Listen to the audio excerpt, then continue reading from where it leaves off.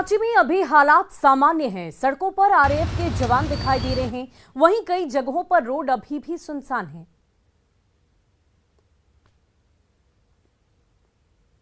10 जून को राजधानी रांची में शांतिपूर्वक प्रोटेस्ट के नाम पर जो हंगामा किया गया है, उस पर पुलिस ने अपनी कार्रवाई का दायरा बढ़ा दिया है। बता दें कि रांची के हिंदपीढ़ी इलाके में पुलिस लगातार छापेमारी कर रही है, जहां पर सीसीटीवी फुटेज के आधार पर जितने भी बदमाश पाए गए हैं उनको गिरफ्तार कर लिया गया है। पुलिस की भारी संख्या में पुलिस बल अलग अलग इलाके में छापेमारी कर रही है। ये बड़ी कार्रवाई है जो पुलिस के द्वारा की गई है। इसके साथ साथ आज ही 22 लोगों पर प्राथमिकी दर्ज कराई गई। इसके साथ साथ 8 से 10,000 जो अज्ञात लोग हैं उनके विरुद्ध केस दर्ज कराया गया है। बता दें कि केस जो एफआईआर दर्ज कराया गया उसमें सबसे बड़ी बात यह कही गई कि जितने बदमाश हैं उनके द्वारा 60 से 80 राउंड फायरिंग की गई है और ये सीधा निशाना पुलिस कर्मियों पे था। इसका भी उल्लेख उस एफआईआर में किया गया है। फिलहाल हम यहाँ सीधा ग्राउंड जीरो से रिपोर्ट कर रहे हैं, जहां पर अभी स्थिति बिल्कुल अंडर कंट्रोल है और सारी स्थिति सामान्य है। सड़क पर आरपीएफ और पुलिस बल की तैनाती काफी ज्यादा की हुई है। रूपाली त्रिपाठी, न्यूज़ 18 रांची। वहीं भागलपुर के बेहपुर विधायक शैलेंद्र का अनशन अब खत्म हो गया है। प्रशासन से उन्हें कटाव निरोधी काम कराने का भरोसा मिला है। बता दें कि लोकमानपुर पंचायत के सिहकुंड गांव में कटाव निरोधी काम को लेकर विधायक को कल ग्रामीणों ने बंधक बना लिया था, जिसके बाद वो कटाव निरोधी काम कराने की मांग को लेकर अनशन पर बैठ गए थे।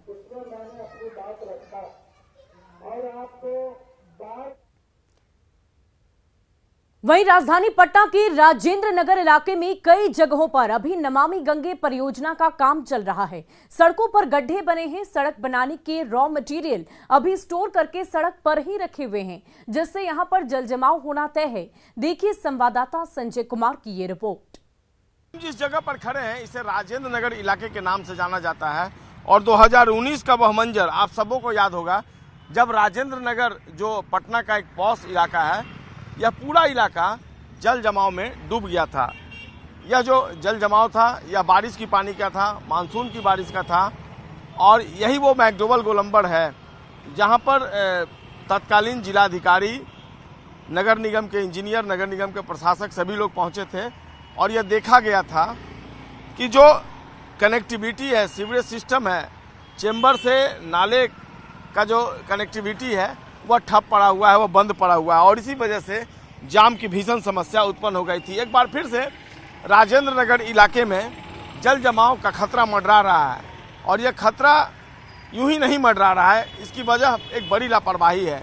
अब कुछ ही दिनों में राजधानी पटना में मानसून की बारिश दस्तक देने वाली है और एक तस्वीर देखिए, सड़क किनारे की जो ये तस्वीर है, सड़क पर गिट्टी है और पत्थर, बालू, तमाम चीज़ें जो हैं वह बिखरे पड़े हैं, उनको स्टोर करके रखा हुआ है, इसलिए कि यहाँ पर नमामि गंगे परियोजना के तहत काम चल रहा था और ये जो सड़क है ये पूरब की तरफ बाजार समिति को जाता है और पूरी तरीके से ये सड़क अभी भी उभड़ खाबड़ है, लोगों को आने जाने में काफ़ी परेशानी होती है।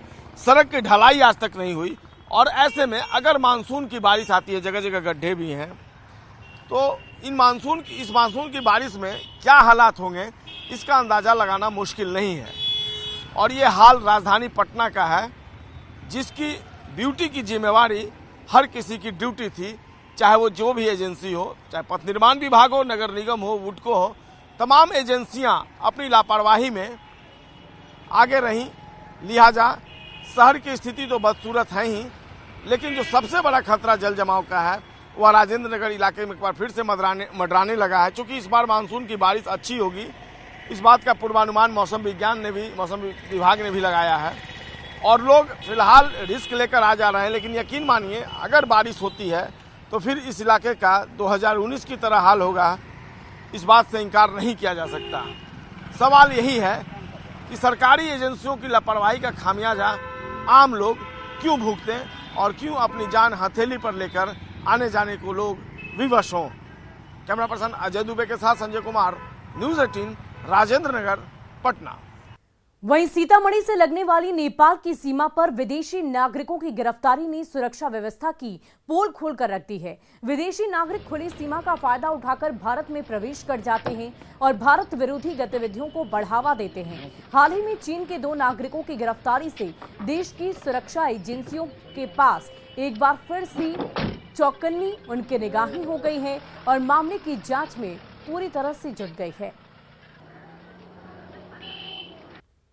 कल दोपहर में भिट्ठा ओपी जो है उसके पास में एसएसबी द्वारा चेकिंग के दौरान दो नेपाली नागरिक को दो चाइनीज नागरिक को अप्रीहेंड किया गया। उनसे पूछताछ की गई। पूछताछ के क्रम में पता चला कि उनके पास चाइना का पासपोर्ट है। जो इमिग्रेशन वीज़ा चाहिए होता है इंडिया का, वो उनके पास उपलब्ध नहीं पाया गया, जिसके चलते उनका जो प्रवेश इंडिया में था उसे अनाधिकृत पाया गया, जिसको लेकर के एफआईआर दर्ज किया गया।